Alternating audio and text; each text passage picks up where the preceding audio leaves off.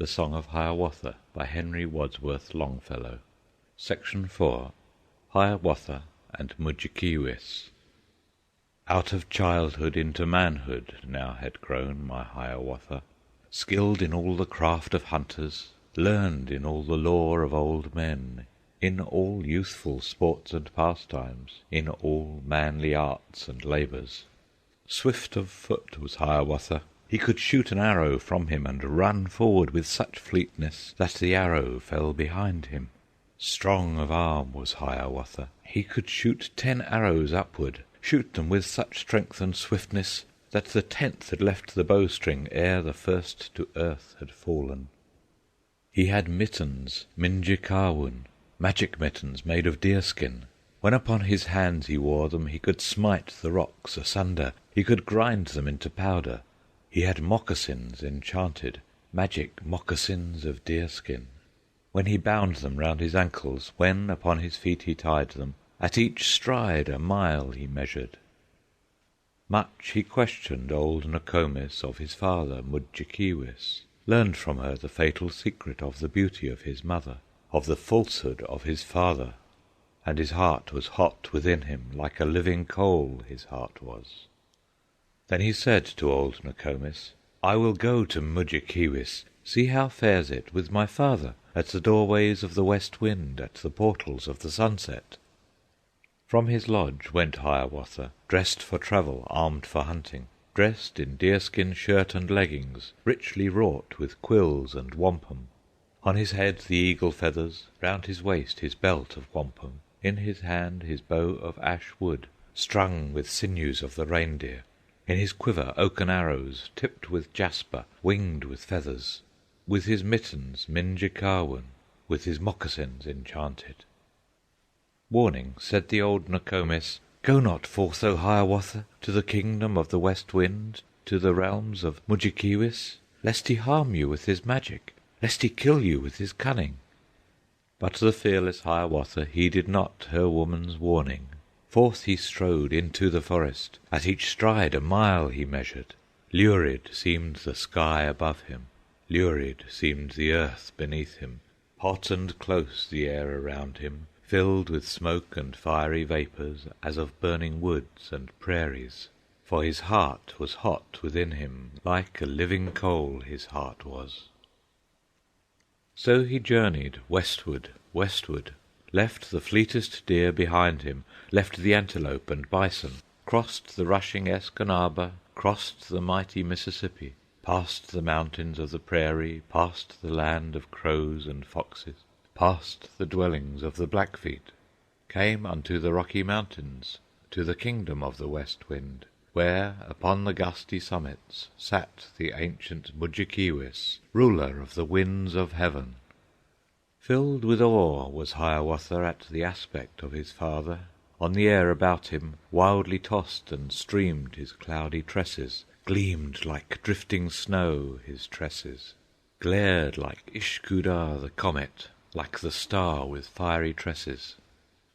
Filled with joy was Mudjekeewis when he looked on Hiawatha, saw his youth rise up before him in the face of Hiawatha, saw the beauty of Wenonah from the grave rise up before him. Welcome, said he, Hiawatha, to the kingdom of the west wind. Long have I been waiting for you. Youth is lovely, age is lonely. Youth is fiery, age is frosty. You bring back the days departed. You bring back my youth of passion, and the beautiful Wenonah.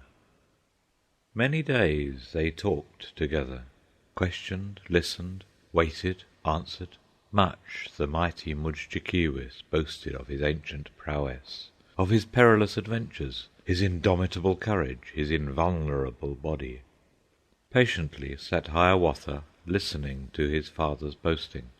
With a smile he sat and listened, uttered neither threat nor menace. Neither word nor look betrayed him, but his heart was hot within him, like a living coal his heart was. Then he said, O Mudjekeewis, is there nothing that can harm you, nothing that you are afraid of?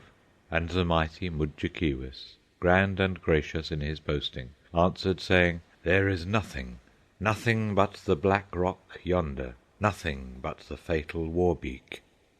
And he looked at Hiawatha with a wise look and benignant, with a countenance paternal, looked with pride upon the beauty of his tall and graceful figure, saying, "O my Hiawatha, is there anything can harm you, anything you are afraid of?"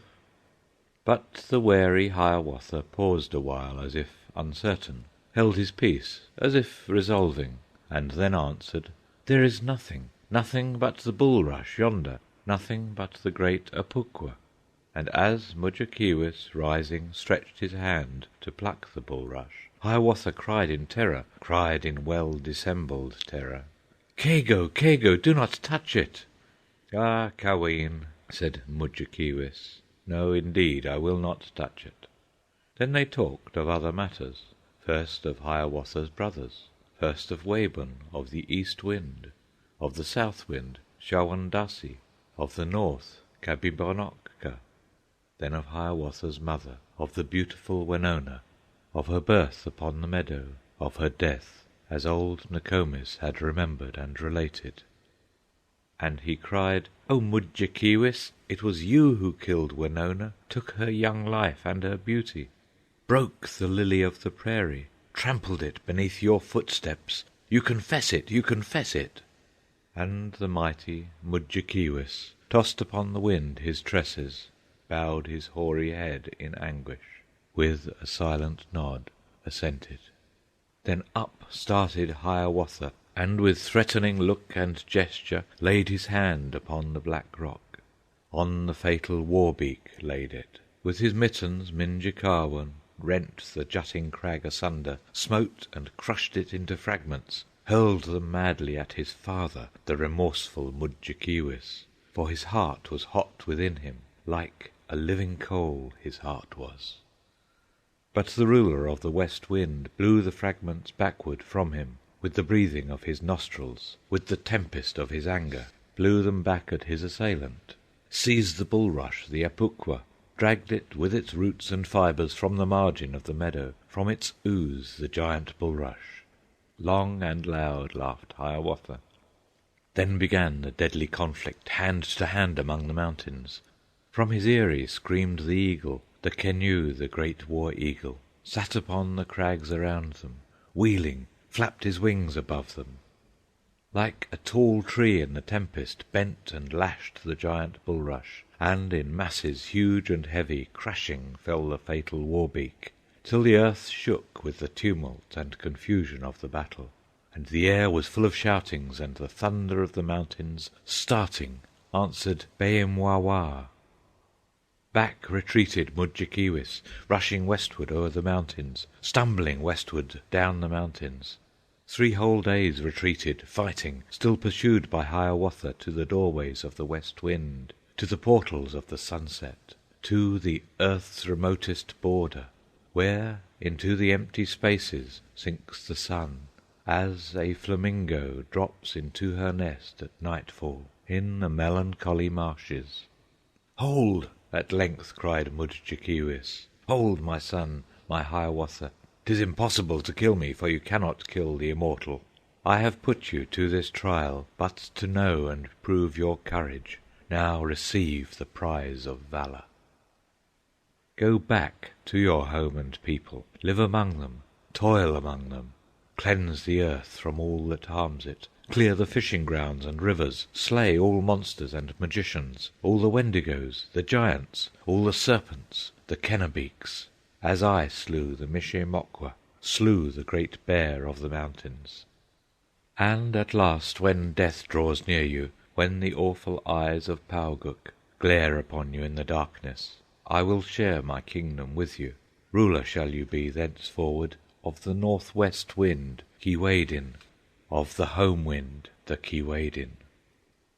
Thus was fought that famous battle in the dreadful days of Shasha, in the days long since departed, in the kingdom of the West Wind.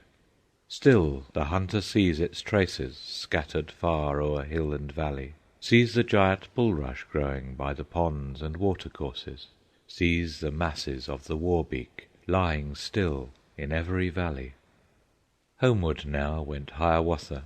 Pleasant was the landscape round him, pleasant was the air above him, for the bitterness of anger had departed wholly from him. From his brain the thought of vengeance, from his heart the burning fever. Only once his pace he slackened, only once he paused or halted, paused to purchase heads of arrows of the ancient Arrow maker in the lands of the Dacotahs, where the falls of Minnehaha flash and gleam among the oak trees, laugh and leap into the valley. There the ancient Arrow maker made his arrowheads of sandstone, arrowheads of chalcedony, arrowheads of flint and jasper, smooth and sharpened at the edges, hard and polished, keen and costly. With him dwelt his dark-eyed daughter, wayward as the Minnehaha, with her moods of shade and sunshine, eyes that smiled and frowned alternate, feet as rapid as the river, tresses flowing like the water, and as musical a laughter. And he named her from the river, from the waterfall he named her, Minnehaha, Laughing Water. Was it then for heads of arrows, arrowheads of chalcedony, arrowheads of flint and jasper, that my Hiawatha halted in the land of the Dacotahs? Was it not to see the maiden, see the face of Laughing Water peeping from behind the curtain, hear the rustling of her garments from behind the waving curtain, as one sees the Minnehaha gleaming, glancing through the branches, as one hears the Laughing Water from behind its screen of branches?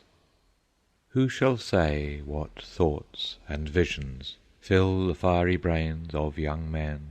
Who shall say what dreams of beauty filled the heart of Hiawatha? All he told to old Nokomis, when he reached the lodge at sunset, was the meeting with his father, was his fight with Mudjekeewis. Not a word he said of arrows, not a word of Laughing Water. End of Section 4.